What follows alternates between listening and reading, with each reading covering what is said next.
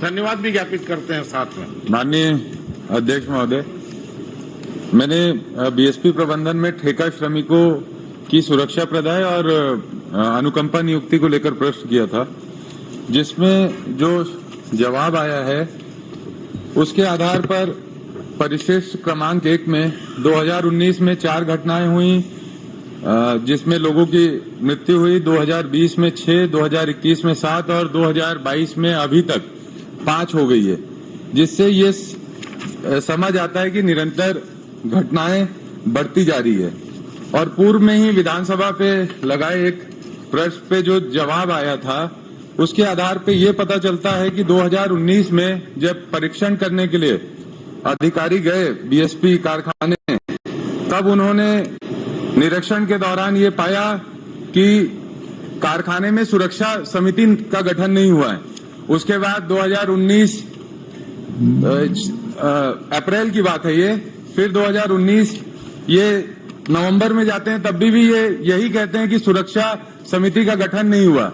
2020 में जाते हैं तब भी कहते हैं सुरक्षा समिति का गठन नहीं हुआ, और 2021 में जाते हैं तब भी यही कहते हैं सुरक्षा समिति का गठन नहीं हुआ।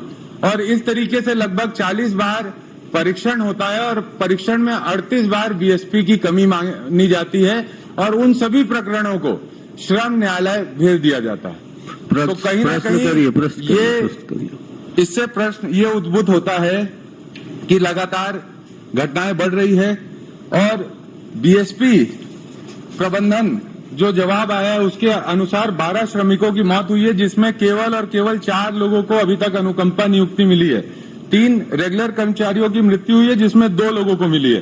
तो मैं माननीय मंत्री जी से आपके माध्यम से ये प्रश्न करना करता हूं कि ये जो अनुकंपा नियुक्ति समयबद्ध तरीके से नहीं दी जा रही है और इसकी नियम कायदे का पालन जो नहीं हो रहा है, इसके लिए क्या मंत्री जी एक उच्च स्तरीय राज्य शासन की समिति बनाकर पीएसयू से संवाद करके अनुकंपा नियुक्ति दिलवाएंगे क्या? दूसरा प्रश्न, निरीक्षण 40 निरीक्षणों के दौरान 38 बार बीएसपी की कमी पाने के बावजूद भी श्रम विभाग के अधिकारी उस कमी को ना पूरा कर पाते हैं ना कार्रवाई करते हैं उचित, तो क्या उन पर माननीय मंत्री जी कार्रवाई करेंगे क्या? माननीय अध्यक्ष महोदय, भिलाई इस्पात संयंत्र में जो दुर्घटनाएं घटित हुई है उसके संबंध में विस्तृत जानकारी मैंने माननीय सदस्य जी को दे दिया है। उनकी चिंता से हम लोग भी वाक़या 24 थी, घायल श्रमिकों की संख्या 19 थी, लेकिन हमारे कार्यकाल में मात्र जो दुर्घटनाएं हुई उसमें हम लोग निरीक्षण करवाते हैं और जो कमियां पाई जाती है उसको सुधरवाने काम करते हैं।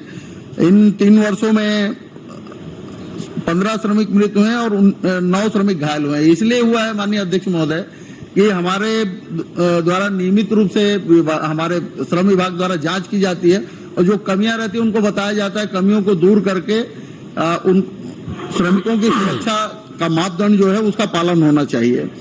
निश्चित रूप से पिछले समय भी निरीक्षण जो 3 वर्षों में इन लोगों का हुआ था, 57 निरीक्षण हुए तो प्रकरण दायर 25 किए थे। हम लोग 2019 से 22 तक 132 निरीक्षण किए हैं, उसमें 47 प्रकरण दायर किए गए हैं। बहुत सारे प्रकरण न्यायालय में भी दायर हुए हैं बीएसपी प्रबंधन के। जहां तक हमारे सदस्य की चिंता है कि अनुकंपा नियुक्ति समयबद्ध मिलना चाहिए, तो ये गवर्नमेंट ऑफ इंडिया का प्रतिष्ठान है और उन लोगों ने अलग से नियम बनाए हैं अपने श्रमिकों के जो मृत्यु होते हैं जो कर्मचारी, उन लोग रेगुलर वालों को देते हैं, ठेका श्रमिक को देने का प्रावधान नहीं रखा है। लेकिन हम लोग निरंतर प्रयास कर रहे हैं कि जो ठेका श्रमिक है उनको उनका मुआवजा भी मिलना चाहिए और उनको अनुकंपा की नियुक्ति का भी प्रावधान होना चाहिए। तो इस संबंध में हम बीएसपी प्रबंधन से चर्चा करेंगे। माननीय देखिए, मेरा ये अनुरोध है कि आप चर्चा तक सीमित मत रखिए, उनको जितने कड़े से कड़े निर्देश दे सकते हैं वो दीजिए, क्योंकि आपके आदेशों का पालन नहीं कर रहे हैं ऐसा पता लग रहा है। नहीं माननीय अध्यक्ष जी, हमारे शासन के श्रम विभाग को वो तवज्जो नहीं दे रहे हैं ऐसा लग रहा है। नहीं इसलिए यहाँ पे जो आप थोड़ा सा कड़ाई से पेश आइए। हाँ, मैं जरूर माननीय अध्यक्ष महोदय, आपके निर्देश का हम पालन करेंगे। माननीय अध्यक्ष जी, इसमें लैंड ऑफ लॉ के अंतर्गत बीएसपी प्रबंधन की भी संपत्ति सारी हमारे पीएसयूज की भी संपत्ति राज्य शासन को ही आती है।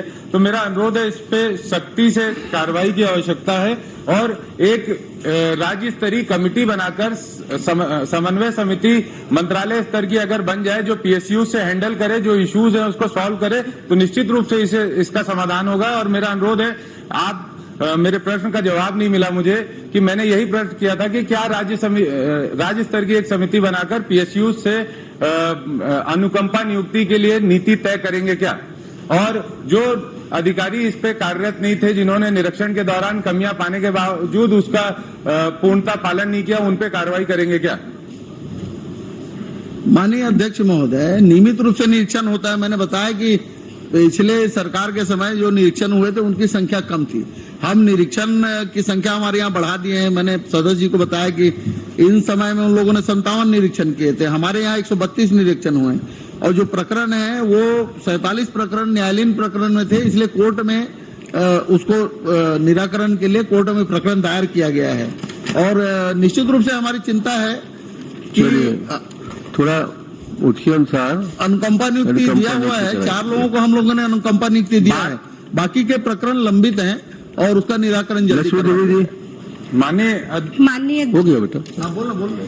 माननीय अध्यक्ष महोदय, मेरा प्रश्न एडीबी। माननीय अध्यक्ष जी, ये बात मेरी कंप्लीट नहीं हुई थी। मैं आपको एग्जाम्पल के साथ बताना चाहता हूँ।